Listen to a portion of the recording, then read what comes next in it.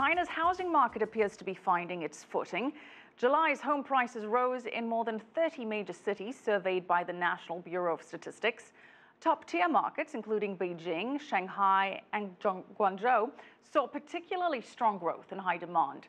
But new home construction fell 17% from last year, as millions of unsold homes are still on the market. When China's housing sector cooled in 2014, the central bank lowered interest rates several times to woo prospective home buyers. Real estate investment grew more than 4% in the first 6 months of 2015, down slightly from last year. And for more on China's real estate market, I'm joined live from Hong Kong by Jinsong.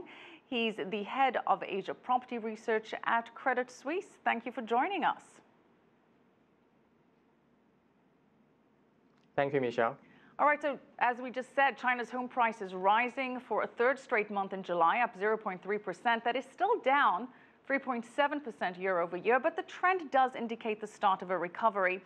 Are the government's actions of lowering interest rates and reducing reserve ratio requirements gaining traction? What are the factors behind these increases? Right.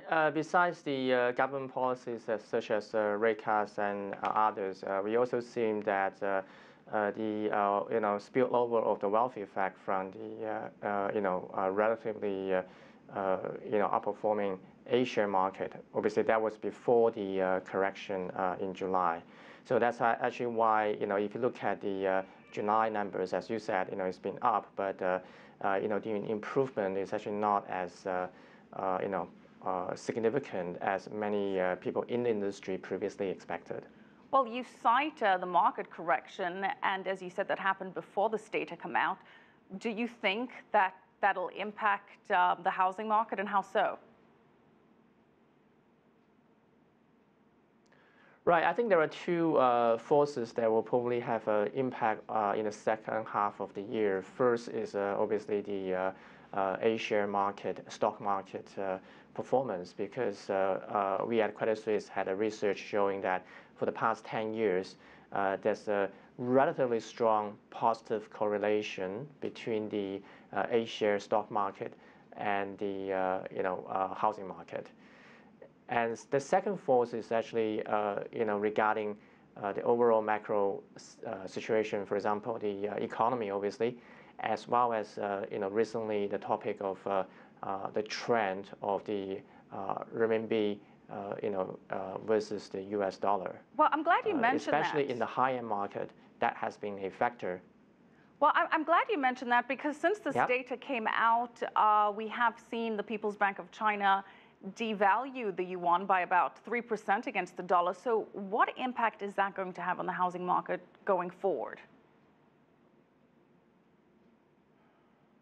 Right. I think this will definitely push a lot of Chinese people thinking more about adding more maybe US dollar denominated assets versus Chinese assets, especially in the high-end market. We've already seen in cities such as Shenzhen and Shanghai in the first half, housing prices in those cities, especially at the high end, went up quite a lot.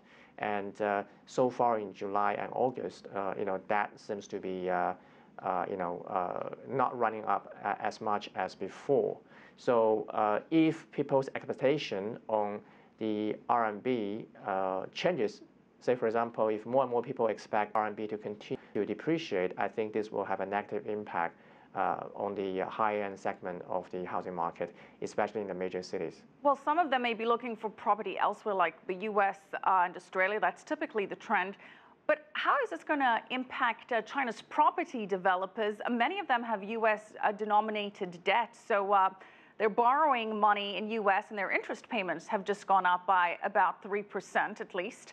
How is this going to impact them? China Wangcare, for one, has about 20% borrowings in US dollars. Do you think that that's going to curtail their operations?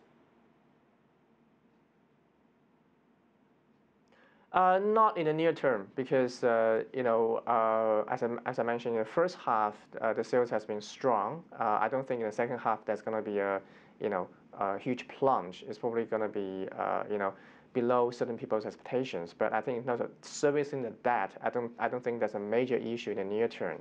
And also, many of those companies have been trying to refinance their offshore debt with onshore debt, especially with the Chinese government's now opening up the corporate bond market for the property developers.